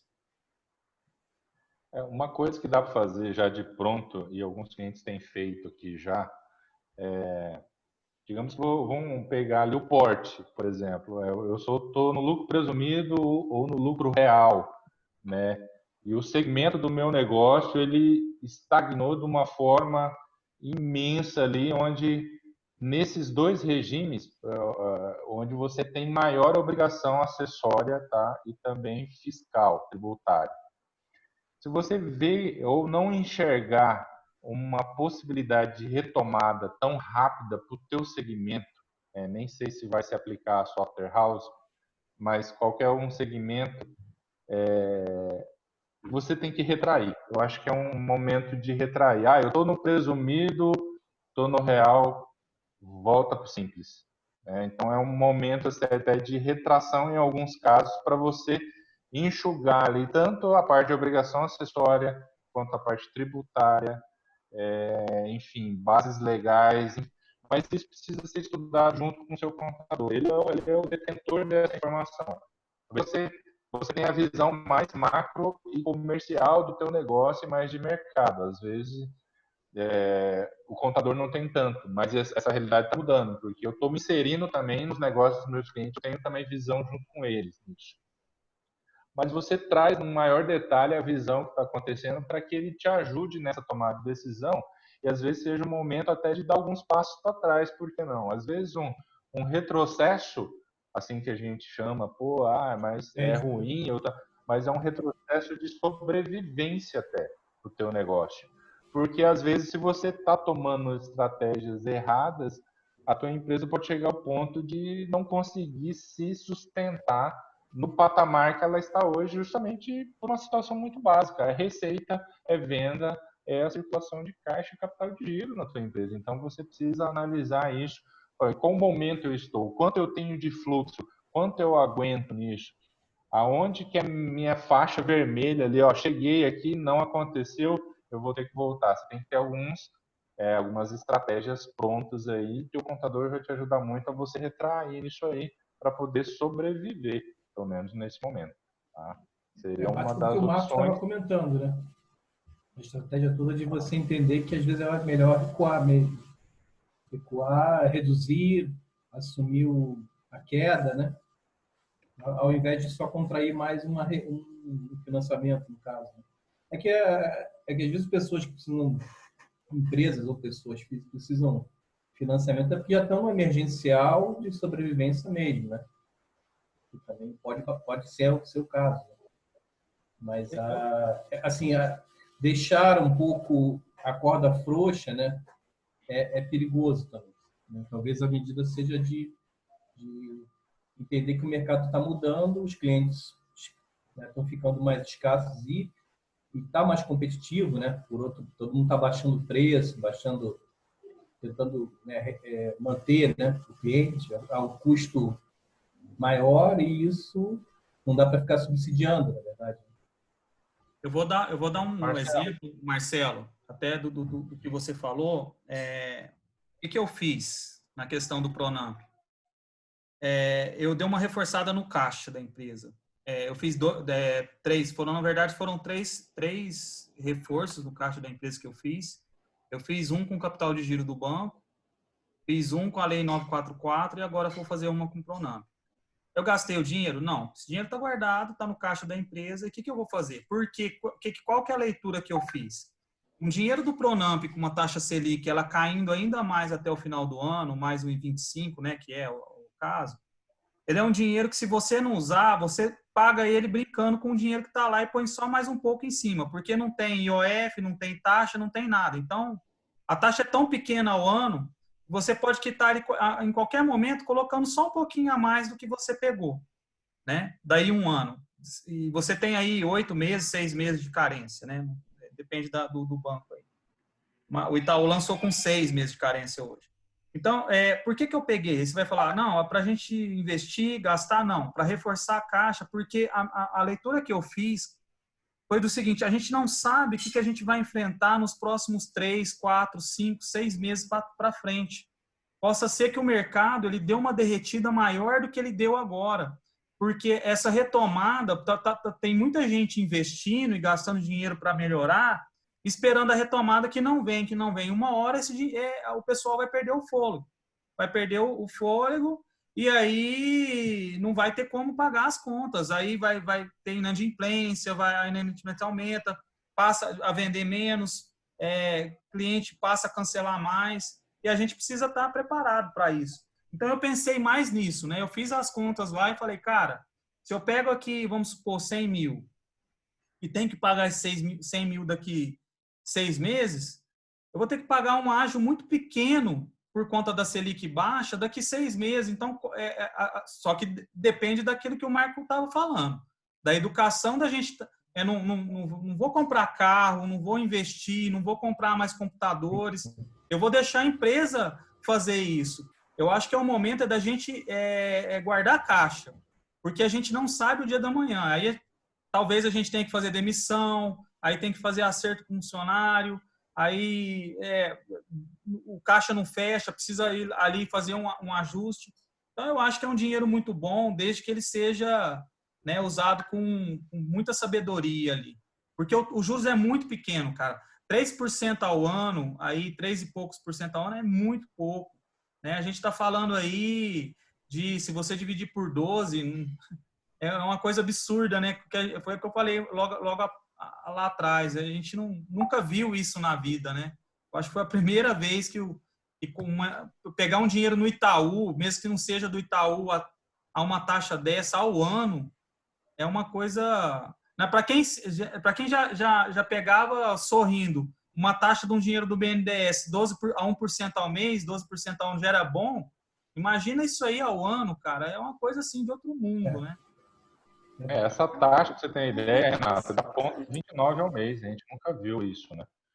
Agora, o Marcelo, também, só complementando aí a questão do Marcelo, também é que está mudando muita coisa, viu? Tipo, vocês têm visto isso com essa questão de home office, alguns escritórios contábeis têm adotado a prática de home office e não vão retornar a essa prática. Eles vão trabalhar com efetivo, parte deles, seja 30, 40, 50, não sei, vão continuar nisso. E empresas que partiriam para um local maior, porque estavam em plena expansão, muito pelo contrário, eles vão para um local menor, tá? Então, essa é uma mudança que a gente está vivendo muito grande. Bom, o que eu vou falar também para o Renato, tá, Renato? Você tem razão, eu acho que é uma taxa que a gente nunca viu antes. E para as pessoas que estão aqui já tem o quê? Uma hora e pouco de live. O que eu acredito também? Se o negócio, isso é minha opinião, tá? Isso aqui não está escrito em lugar nenhum. Se o negócio ficar muito feio, que a gente viu alguma coisa, pelo menos nos bastidores, é que para quem está adquirindo dívida, como a gente está vivendo um momento de exceção, pode ser que no futuro, isso pode, tá? E tem possibilidade, se a coisa ficar bem estranha. perdão de dívida, tá? Coisa que já não se falava há muito tempo. Quem tiver endividado, eu não sei o percentual. De quem está endividado com recurso público, tem X perdão de dívida, tá? Isso se num cenário mais pessimista. Mas eu não quero perdão de dívida, tá? Eu quero um cenário mais otimista, onde todo mundo realmente, as empresas comecem a contratar, a economia comece a girar. Mas se realmente partir para esse cenário, há possibilidade, então, de até perdão de dívida desses recursos públicos, tá? Possibilidade, tá? Isso não tem nada certo quanto a isso. O Robério fez um comentário aqui que a preocupação dele é quando acabar o dinheiro público no mercado. Eu tenho lido muitas coisas aí da questão do imprimir dinheiro, que não é imprimir, né? Não é colocar ali a impressora para imprimir, mas assim é ele aumentar ali a capacidade do mercado, né? Eu particularmente tenho a minha corrente para isso. Eu acho que o governo é a bala de prata do governo ainda para o último suspiro, se a coisa acontecer, né? E o governo se endividar mais e fazer essa pseudo-impressão de dinheiro, né? E aí eu acho que se ele caminhar para isso, não vai ter outra solução. Mas eu também eu penso igual a você, Charles. Eu também não quero, eu quero pagar o dinheiro, né? Eu quero que o mercado volte, mesmo que não voltar ao que era antes, mas que ele volte e a gente possa trabalhar. 2020 foi um ano jogado no lixo, cara. A gente vai ter que riscar esse ano, né? Agora, a gente tem 2021, 2022, 2023, que a gente pode brigar aí para voltar, né? Eu sou muito otimista em relação a isso. Então, a minha preocupação é só... A gente sabe como é que é. Eu fiz uma leitura muito legal lá do escritório, cara, que nos primeiros dias teve aquele pessoal assim, cai a bomba, o povo sai gritando, vai morrer todo mundo. Então, cancelamento, isenção, choveu no primeiro, segundo, terceiro dia.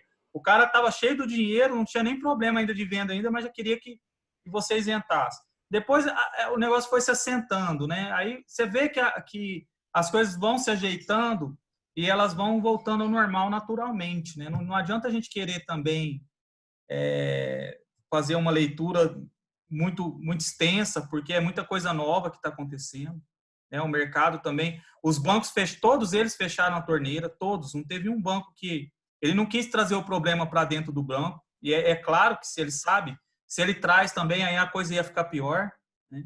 Então, o governo ficou nessa briga política entre Estado, município e governo federal, e aí aqui, na zona de guerra, ficou quem sempre fica, né? Os empresários, que teve que lidar com tudo isso aí, e a gente perdeu um ano aí, mas vamos lá, estamos juntos aí para continuar e caminhar para frente. Ô, Reni, você tem alguma palavra para falar? Eu acho que a gente já podia caminhar tudo. Ô, Renato, posso te fazer uma pergunta antes? Sim, claro. Sobre o crédito do Itaú específico, que você já conseguiu, o Itaú aderiu ao Pronamp ou é um crédito copiado com o crédito com dinheiro do Itaú? Esse dinheiro é do governo, do Pronamp? É Pronamp. Eles aderiram, então, ao Pronamp hoje? Isso. O Itaú foi o primeiro banco a fazer a liberação. É que ele teve um problema. O Itaú só está emprestando pelo aplicativo do celular, cara. Não é nem pelo site.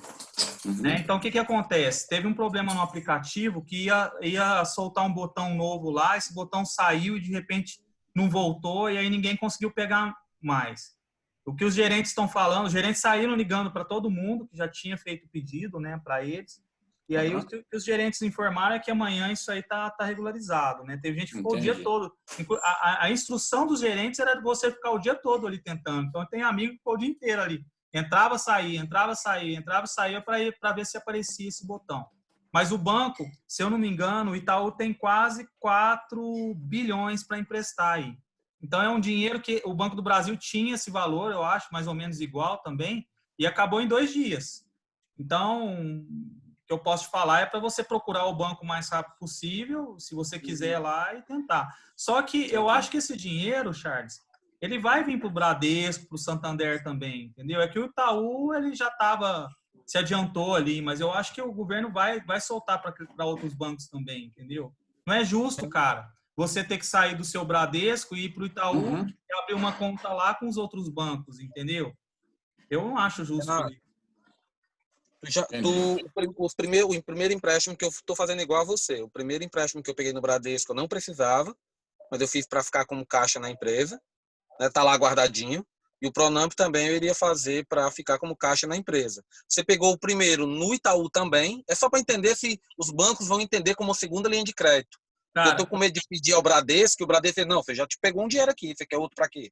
ó, eu vou te falar o que eu fiz. Eu peguei na 944, né? Na verdade, eu não peguei esse dinheiro. Esse dinheiro foi direto para a conta salário dos funcionários.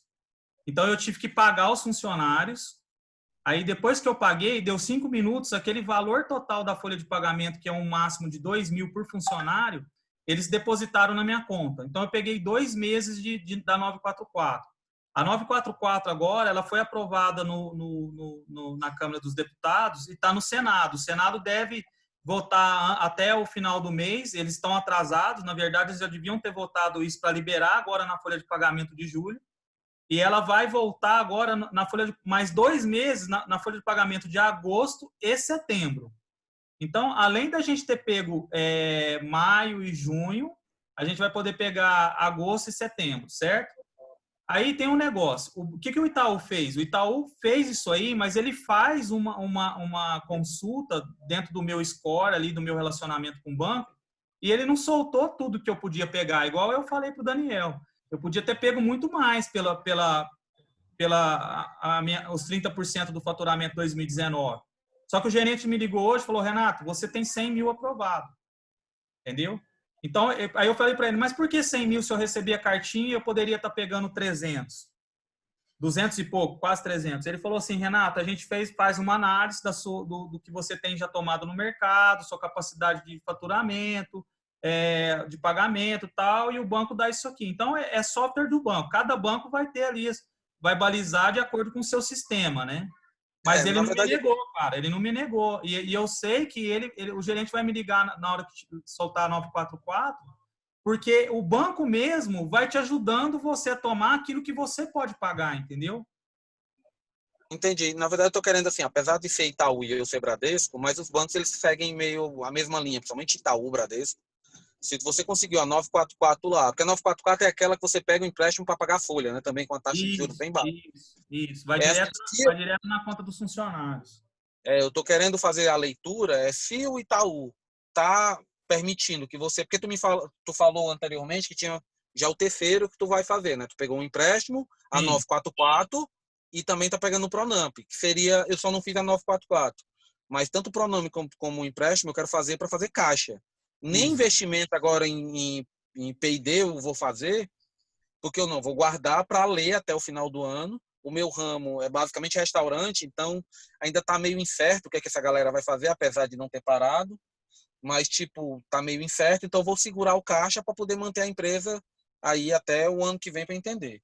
Aí eu tava querendo só entender se o Itaú tinha lhe permitido esses vários empréstimos. Eu sei que depende do score de cada um, mas se o Itaú tá indo por essa linha, então provavelmente Bradesco e Santander também vão. Obrigado. Sim, totalmente. Ô, Roberto, eu penso que eles só estão liberando agora o valor que a pessoa tem disponível no cartão de crédito, entendeu? Lá como contista. Eu acho que é isso, por isso que eles liberaram só 100 para o Renato. É só o limite que ele tem lá disponível. Louco, Renes. Não me mata de raiva, Matheus. Eu tava com raiva aqui, o cara tem 100 mil de crédito, pelo amor de Deus. O Bradesco não me dá 10. Ele tem 100 mil porque ele já deve estar gastado pouquinho agora na viagem. Em um dos cartões, né? Em um dos cartões. Justamente. O Jean fez aqui uma pergunta, eu acho que ele chegou um pouquinho depois, sobre a questão da verificação do CPF, no caso do MEI, né? Então, ele colocou que queria saber sobre o critério para a liberação do crédito. O CPF do MEI não pode ter restrição, né? Então, é aquela análise individual do CPF que você tinha falado, né? Só para que ele compreenda aí, se puder falar. Acho que o Charles também tem outra pergunta aí, né, Charles?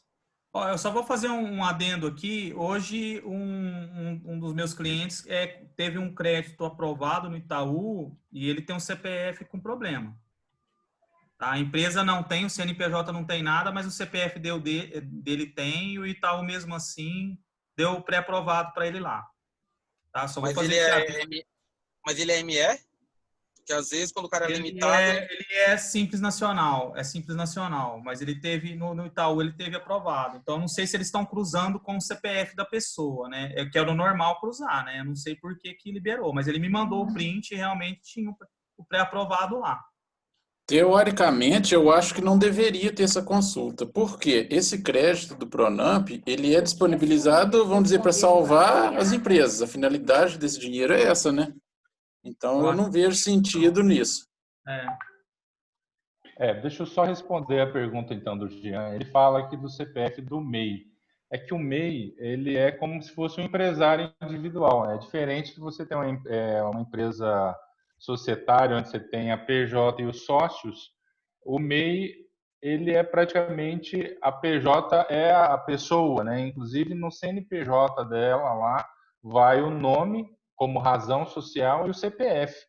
Então, o CPF e o CNPJ para o MEI, ele se funde, é a mesma coisa. Tá? Então, a regularidade no CPF, sim, para o MEI é importante. Já na sociedade, você tem um distanciamento um pouco maior, porque você pode ter a restrição no CNPJ e não nos sócios, ou vice-versa. Então, aí cabe, assim, de novo, o banco avaliar qual tipo de restrição é essa. Vamos pegar uma restrição bem comum que acontece, não sei se acontece aí no estado de vocês, mas aqui no Mato Grosso do Sul o pessoal não gosta muito de pagar IPVA, né? Ou esquece, vamos falar assim, né? Esqueceu o carnê do IPVA, puta, tá caro, deixou na gaveta, esqueceu. Aí dá restrição no estado, mas aí no sócio, o cara vai tirar CND da empresa, tá com restrição, mas não é a empresa que está devendo IPVA, é o sócio. A empresa não tem dívida nenhuma, mas acaba dando uma conexão do CPF, da dívida do CPF, no CNPJ também. Tá? Não sei se eu respondi para o Jean aí, se ficou claro. Ô Charles, eu queria ver o pessoal aqui se tem mais alguma pergunta, colocar aí no chat.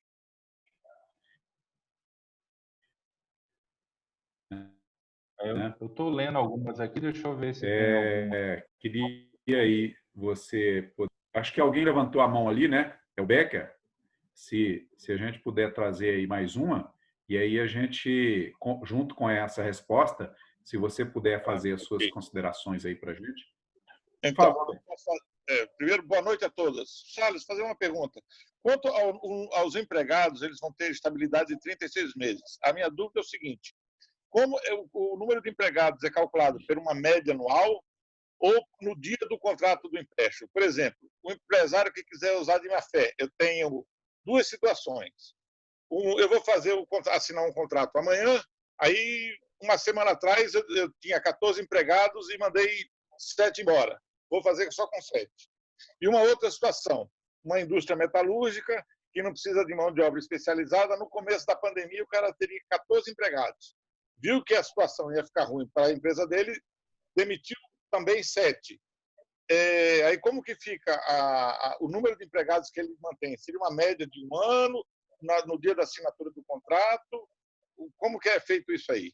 Essa é uma pergunta. E a segunda pergunta: quando os sócios vão avalizar, né, endossar o contrato com o patrimônio deles, o patrimônio não fica alienado, não, né? Fica só avalizado no contrato.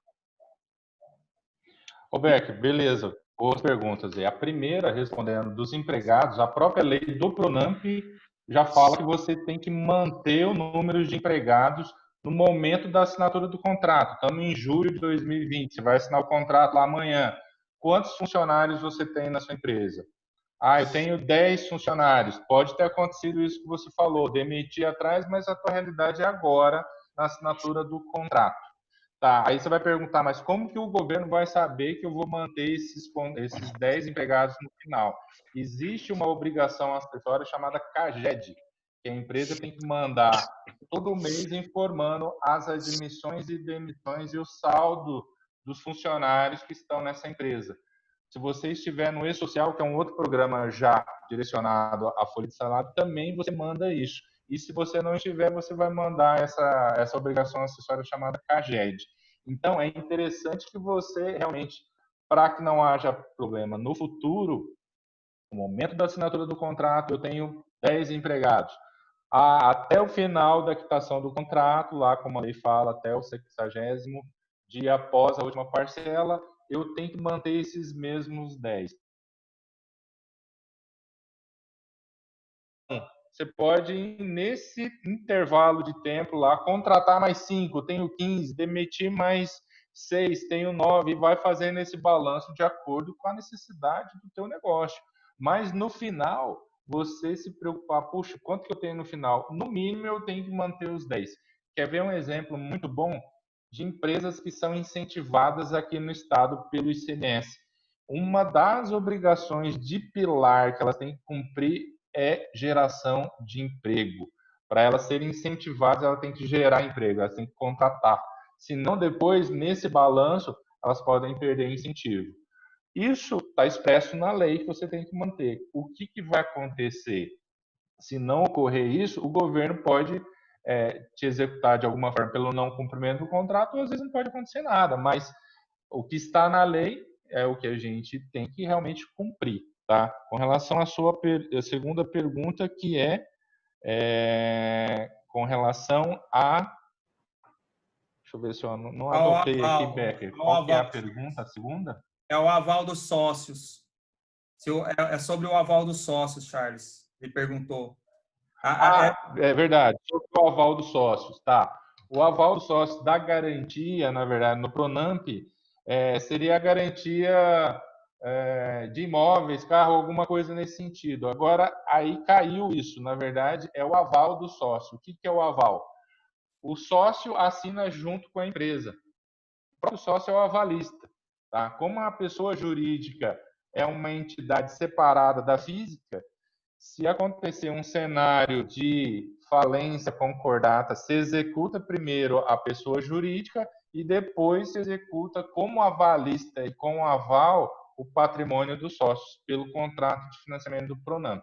Então, a garantia, então, é o aval, aquilo que você se compromete a avalizar, ou seja, o sócio é o avalista, é o fiador dessa dívida para a empresa. Tá?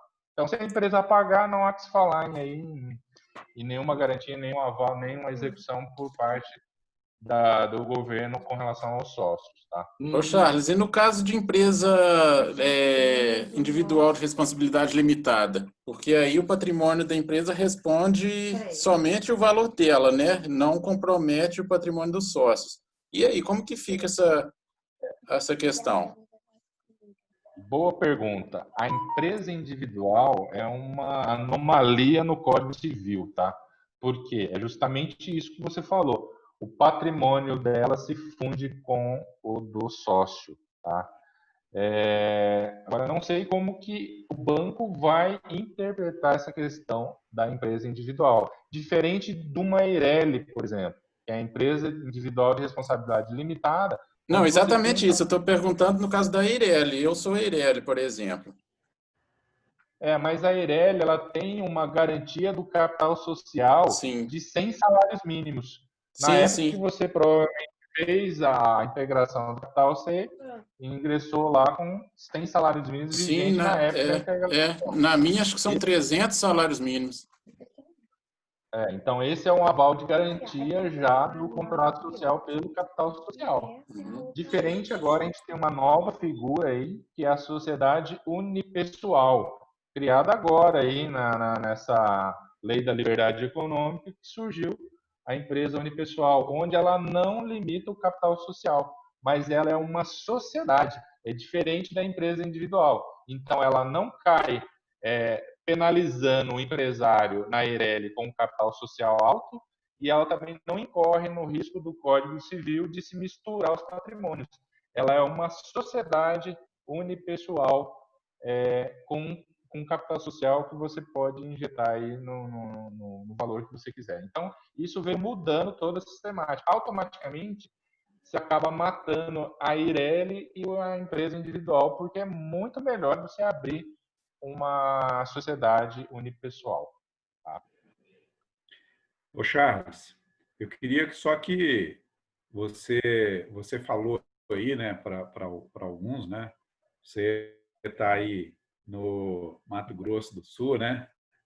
Aproveitando toda essa beleza desse estado e você trouxesse aí um pouquinho do seu trabalho, né, que você falou, mas eu acho que você exerce aí um trabalho muito bacana e traz muita informação, né, através do seu canal, né? O Daniel até já colocou aqui no chat aqui, né? E aí com esse para a gente poder fechar, né? Eu queria que você trouxesse aí também essa explanação aí desse trabalho que você entrega, desse trabalho que você faz, né? Aí e mensagem aí que você pudesse deixar para a gente poder aproveitar, né? Eu acho que já foi muito esclarecedor, né? Mas se tem alguma outra dica, né? Alguma outra cartada na manga que você possa contribuir aí para a gente nesse final aí também, né?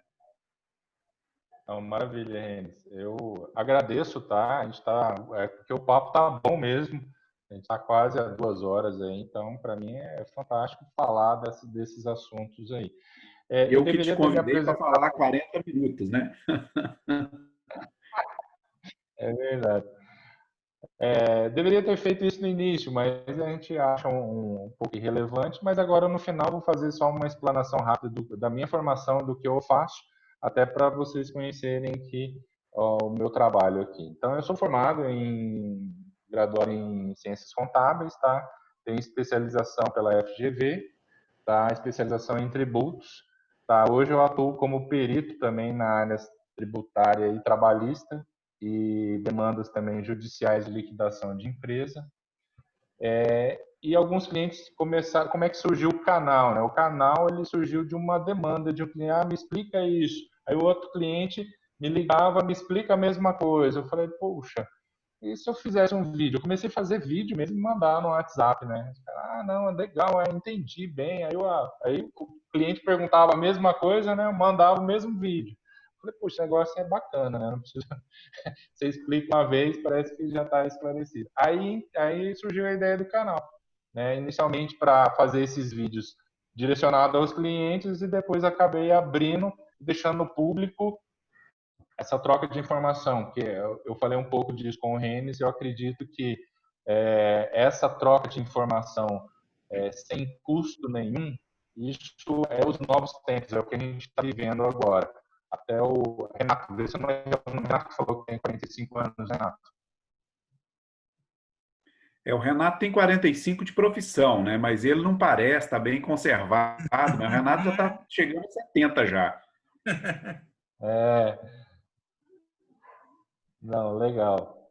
O Renato falou da idade dele, 45 também é a minha idade, e a gente vê o tempo passado, também me identifiquei muito com o que ele falou, mas a gente vê o futuro totalmente diferente agora, né? É um futuro que a gente compartilha material gratuito, né? De graça na internet, e eu recebo também vários canais de qualidade com boas informações. Então, fazer essa via de mão dupla, para mim, é muito prazeroso, porque eu não tenho custo também para receber informação de qualidade, então eu vou passar, que é esse bate-papo nosso aqui, passando informação realmente pesquisada, estudada, não achismo, com base na lei, de experiência própria do negócio, para poder passar. Então, são informações de qualidade, e essas informações também em vídeos curtos também, a gente preza, eu pelo menos prezo o tempo, não faço vídeos longos, né? Não tem vídeo meu mais que 10 minutos, a média é 5 minutos, são pequenas dicas ali, rápidas, onde você, puxa, tal negócio, o cara vai ali ver um vídeo de 5 minutos, esclarece muita coisa e não gastou tanto tempo, tá? Então, esse é o nosso trabalho. Também tem um escritório aqui de contabilidade em Campo Grande, no estado de Mato Grosso do Sul, tá? E hoje a gente está aqui também atuando também um pouco em criptoativos e criptomoedas, que também eu acredito que seria um futuro aí para a nossa moeda tradicional. Então, eu tenho me especializado mais, então, em criptoativos, como entender isso, que até colegas da nossa área também não entendem muito bem isso, como declarar isso, que é uma forma nova de investimento. Também as ações e bolsa de valores, que agora também explodiu aí, né? Todo mundo, agora renda variável para todo mundo, tal, mas aí como declarar isso no imposto de renda? Vocês vão ver bastante dica no canal falando de imposto de renda, de ações, criptoativos e dicas também tributária e trabalhista ali que impacta no negócio do pequeno empresário que a gente vem ajudando. É os pontos mais delicados hoje que eu vejo, né? Trabalhista e tributário é onde fere um pouquinho mais com força o empresário aí. Bom, no final, o Renes pediu qual que seria uma dica preciosa. Seria o empresário que não está fazendo, eu sugiro que faça. Se aproxime do seu contador. Às vezes, uma nossa formação que está mudando, tá? Eu acredito muito nisso. O contador ele tem que estar muito mais ombro a ombro. Poxa, a gente tem uma realidade do passado não muito boa, né? É guarda livre, é burocrática, é o mal necessário, é aquela coisa toda. Hoje, se a gente pegar e esquecer como a gente está vivendo novas realidades de mercado, trazer a contabilidade, porque ela pode ser o quê? Estratégica para o negócio, se ela for bem utilizada e tiver com muita precisão. Tá? A contabilidade é uma linha histórica. A gente está no meio presente, onde eu preciso do passado para estar decidindo o futuro. O que nós olhamos aqui agora, pouco, a taxa Selic passada para projetar o futuro. Então, a contabilidade, mesmo registrando o passado, ela pode ser muito estratégica, ter um negócio presente e no futuro. Dica, então, final, encerrando. Se você não se aproxima mais do seu contador, eu sugiro que faça. Explore ele, dê uma apertada nele. Lê alguma coisa na internet e comece a estimular ele. Mas isso aqui, como que funciona? Mesmo você já sabendo, para ver até qual profissional que está cuidando da tua empresa, afinal de contas, né? Que contador que eu tenho? Será que é um contador que está se atualizando? Será que é um contador que está vendo o que está acontecendo no mercado? Ou é um cara, puxa, que não me contribui em nada? Mas isso você é o empresário que vai dar aquela apertada nele e trazer. Então, eu acho que é bem estratégico você trazer a contabilidade. Se ela está interna dentro da tua empresa, se aproxime. Se ela está externa, também, hoje os canais não há mais desculpa, né? É o que a gente está fazendo aqui, distantes aqui. Você tem canais de se aproximar mais contador aí, para estar sugando, não é para sugar mesmo, essa é a palavra. Retire dele o conhecimento que ele tem para te ajudar na estratégia do teu negócio, tá bom? Agradeço todo mundo que ficou até o final aí, tá? Grande abraço para todo mundo aí. Valeu, obrigado. Muito obrigado, Charles. Obrigado a todos aí, né, que contribuem aí sempre para esse bate-papo muito sadio, né? A gente sempre programa aqui um horário, mas quando a gente vai ver, já passou desse horário e assim tem sido, né? Então, muito bom mesmo. Eu tinha uma expectativa e não fazia ideia que pudesse ser tão bacana assim, que a gente pudesse explorar aqui um tema e trazer esclarecimento à luz aqui, coisas que talvez pudesse ser simples, né? E possa ser simples, mas que traz um esclarecimento, né? Principalmente na linha de crédito e nessa oportunidade fiscal que a gente pode explorar, né? Então, muito agradecido mesmo aí. Eu espero que você continue participando conosco nas outras, possa estar ali. O Marcelo, que estava aqui na sala, ele até saiu, ele vai fazer depois um bate-papo conosco aqui também, né? Estou olhando se é na próxima, quinta ou na outra, agora eu estou sem agenda aqui, eu não me recordo. Mas ele é um especialista em Balt, anti-Balt, né? E aí, nesse momento aí, a gente buscar trazer cliente, trabalhar ali o cliente é bem importante. Eu acho que é um ponto também que a gente merece aqui explorar.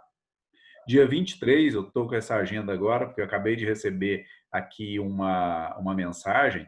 Nós vamos falar com o Jefferson, que é um consultor especialista em trazer investidor para dentro da empresa, né? Então, de repente, nesse momento nós estamos atravessando ali, né? Como é que eu capto investimento? Como é que eu preparo a minha empresa para poder receber um investimento, né? Qual que é o valuation da minha empresa? Como é que eu chego nele? Então, dia 23, nós vamos bater uma bola aqui com um especialista que pode nos dar essas dicas aí, né? Muitas das vezes a gente tem ali a oportunidade ali e precisa só de repente, de corrigir ali alguns rumos governamentais e estruturar. E talvez esse momento seja um momento certo de olhar para dentro de casa, nesse momento que a gente estamos atravessando. Por isso que eu até te perguntei, Charles, e obrigado aí pela sua explanação, do que a gente pode pensar no viés fiscal e tributário para poder trabalhar o custo dentro de casa, né? O que a gente pode fazer nesse sentido, né? E aí, o intuito desse bate-papo foi muito nos preparar e como eu tenha falado lá nos grupos, eu acho que está no momento de nós fazermos algo pelo nosso cliente, né? Então, todos aqui têm uma carteira de cliente, é importante fazer essa parceria, entregar esse ponto lá, né? Então, muito grato, muito obrigado aí a todos, né, pela participação. E aí, Renato, Daniel, quem quiser aí comentar, né, falar alguma coisa, fiquem à vontade, fazer algum fechamento aí. Queria só fazer um agradecimento e uma colocação. O quão é importante, cara, essas reuniões nossas. Teve dias que a gente teve 150 pessoas, outros dias 70, 40, hoje a gente teve um pico de 22 pessoas, mas não é isso que é importante. Eu participei de todas elas foram muito importantes para mim agora nesse momento como dono de empresa aí. Eu tenho aí com as duas empresas são quase 30 pessoas, dependendo do negócio, mensalmente, né? A gente não mandou ninguém embora, não dispensou ninguém. Eu sei o tanto que isso é difícil nesse tempo. Eu tive crise de ansiedade no início, pensei em desistir, pensei menos em me matar, mas eu pensei em muita coisa mesmo. E assim, o que me ajudou muito foi aproximar das pessoas, né? E trocar informação, conhecer gente nova, ouvir palavras de pessoas de tudo quanto é canto aí do Brasil, igual o Charles agora do Mato Grosso, o Daniel, que eu já conheço, o Marco também, que eu me aproximei, que está lá no Sul, lá, o Marco está na Europa brasileira. Então, assim, é muito importante a gente se ajudar como empresário, como amigo. Eu acho que isso aí, a gente tem que virar essa chave e pensar que eu vivi 45 anos até agora e eu espero viver mais 45 de uma outra forma, com outro tipo de pensamento, me doando mais, ajudando mais, passando, distribuindo informação. Eu tenho certeza que todo mundo aqui tem muita coisa para ajudar. É isso aí, galera. Só tenho a agradecer, viu? Vou ser bem breve aqui. Só queria agradecer bastante o Charles. Já me inscrevi no canal dele. Recomendo todo mundo aí que faça o mesmo. Estava dando uma olhada nos vídeos lá. São bem bacanas mesmo, vídeos curtinhos. E assim, não sei se o Charles sabe, quase todo dono do software house tem uma visão um pouco distorcida de contador. É o arqui-inimigo do dono da software house, né? Fica aquela briga de informação, faz assim, não é assado. Mas é muito legal ver trabalhos de contadores como você que sim, desmistificam isso, né? Que mostra, como você falou, a gente tem que estar do lado do contador. O Marco Paulo já vem com esse discurso há um tempo também, né? O melhor amigo do dono da software house tem que ser o contador, ele que vai ajudar até a formar a carteira da software house. Mais uma vez, obrigado, Charles. Obrigado. Perfeito. Pessoal, boa noite, muito obrigado. Descansem bem. Espero vocês todos aí quinta que vem. Um abraço. Boa noite, pessoal. Até mais. Um abraço. Um abraço.